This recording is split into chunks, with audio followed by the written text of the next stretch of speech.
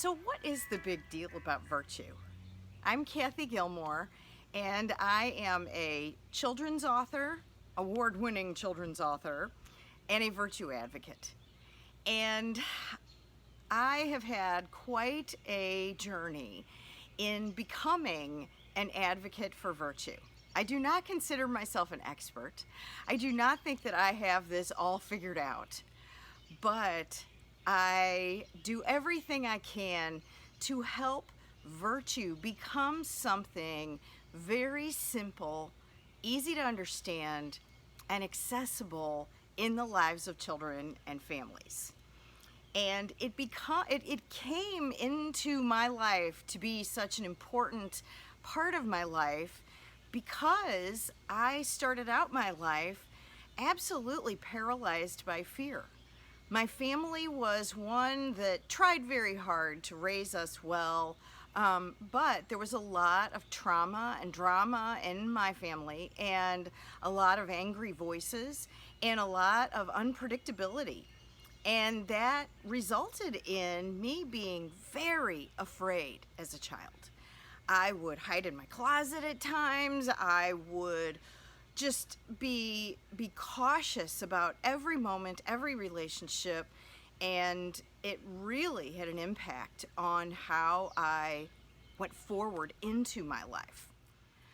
But what's interesting is now, many years later, as I look back on the path of my life, I realize that God was training me in virtue from each step, each first step, because I had to learn how to get up every day and climb over my fear.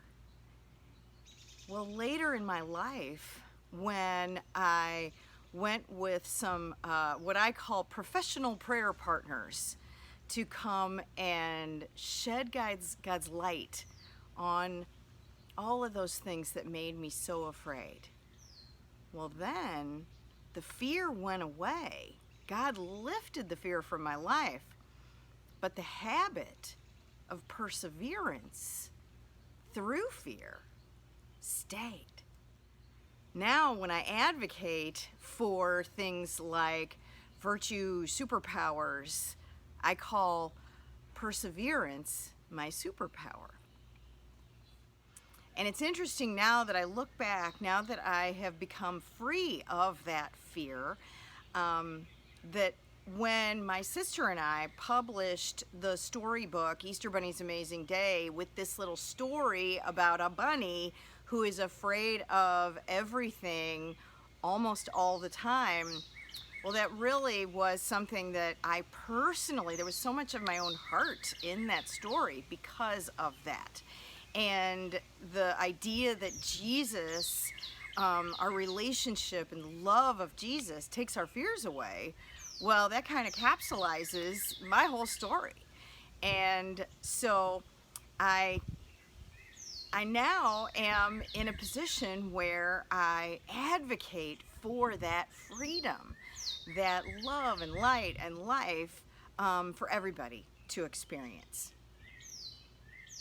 The interesting part of my story that has to do with what I call professional prayer partners that prayed with me, that actually set my heart free from fear, was that I pictured myself in a situation with Jesus, that he was in my imagination with me, and I was able to share with him what had made me so afraid and so easily angered. I don't know if you have ever experienced this, but when we're afraid, we tend to get more easily angry. At least that was my story. And so I was in this place of prayer, and I was able to sort of bare my heart to Jesus and think of it and articulate it. And basically, when I came to terms with things, I said, Jesus, in my heart and in my mind, when all those things that terrified me as a little child happened, you know, everybody always told me, Jesus is always with you. Well, in my mind, and maybe I was too concrete as a little child, I couldn't think in complex theology, but when I thought of Jesus being with me when things are happening that terrified me, well, then Jesus is just watching, and that means he's really mean to just stand by and watch while I am scared to death and not do anything to eliminate it or comfort or change the situation. My goodness, he was God. So I carried around, in addition to my fear, I carried around a lot of anger for many years. I was kind of mad at God. And so in that moment of prayer, I was able to really bare my heart, bare my soul with God and say, I'm mad at you. Because, how can you be a good God and allow these scary things to happen to me? And what was so interesting in that moment, when I really was being very honest and very upfront with God, I had this sense flood into my soul. Wasn't like articulated words or anything like that, but it was somehow the spirit voice of God speaking to my soul, not just to my head or not to my ears, but basically Jesus let me know that in any moment where I was either hurt or afraid or any of those situations, that Jesus experienced it with me. He wasn't just watching, because whatever hurts us or terrifies us, he is the God of empathy, okay? He created empathy. He shares those feelings with us in the suffering that he experienced on the cross and through all of his passion. That was where we got a physical way of seeing the way that he feels what we're feeling.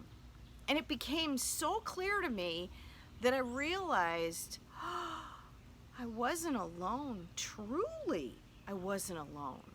And he wasn't just watching. He was experiencing all of that with me. And when I knew that, that's when my fear lifted. That's when I could see that the anger, wasn't needed anymore. I didn't need to defend myself. I wasn't fighting this battle alone. It's like I was a faith-filled person, but I still, into my young adult and adult life, was still trying to fight the battles where I thought, mistakenly, that I was fighting alone. And so I thank God now for that gift, and I pray that every person who feels paralyzed in any way by fear will have a similar experience. When you take your fears to Jesus, when you take your hurts to Jesus, anything that's ever harmed you or scared you or whatever, that all of us, that we can take that to Jesus, and it really is something transformative. Because when we're not paralyzed by the fear anymore, well, then the virtue and the power and the grace and the strength of God floods in.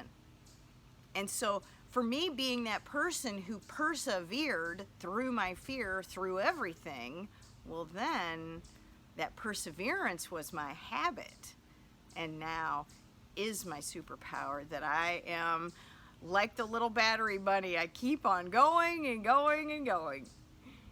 And thank you, God, for that. And that's where, it says in the Bible about, Jesus talks about making all things new, okay? The habits that I used to cope as a child now have been made new. And I think he does that for all of us in different ways. That's why, when I talk about my everyday virtues, I highlight 35 of them. And that's not even all of them. But that's a good set to think about and focus on. So all those years ago, as I was so afraid growing up and even into my teens, I was looking for rescue heroes. I was looking for all different kinds of ways some healthy, some not so healthy, to help me deal with being afraid. And I really liked the idea of Blessed Mother Mary being a queen and a mother in heaven, because I thought, wow, there's a powerful woman that I can turn to, and she'll help take care of me in some way. I didn't totally understand. And then I looked at Jesus as my heroic brother who could come and rescue me. In some ways, I thought of him almost like the way that we look at firefighters. And now I look back once again and think of him as a firefighter, fighting the fire of fear in my life. And so I would cling to Jesus even when I was feeling very lost. And it was a tug-of-war relationship in my faith, as I would look at Jesus and depend on him, and think of God as my problem solver. And then it would be like I was being rescued from many times decisions and actions that were of my own making, my own problems. And the way I would picture it would be that I was hanging on the back of a paramedic or a fire truck, and I would be hanging on for dear life, but God was rescuing me, and I could look at God as my rescue hero. And then later on in my life, when I prayed those prayers that freed me from the fear, well, then it was like God and the Blessed Mother were handing me my fireman's hat and saying, okay, now it's your turn. It's your turn to be a bit of a rescue hero for others, and particularly for children and families. And so that's now what fuels everything I do. And that's why I am so determined to help children and help families think of virtue as a superpower. And it's not something that we, come up with in a snap. It is something that we act on. I act on with my own effort. My prayers power up that virtue in me with God's grace. And then that's when it becomes my superpower. And I can tell. And that's why I say, all of us have different superpowers, these virtues. But it takes time to let them emerge and see how God's grace is going to power up and strengthen you or me. And so I just, I feel like I'm on such an adventure, and it's such a gift to be able to have, God is my fire chief. Jesus is the leader of my team, and I get to help in this process. And I get to invite everybody else to come and fight the fire of fear and pride and those things that drain our strength, drain our virtue power away from us, and to lead people back to discovering where the real power source is and how we can shine light that gives warmth and love. That's virtue. That's the virtue power. The warmth and love and light without the burn. So I hope that tells you enough of my story to inspire you.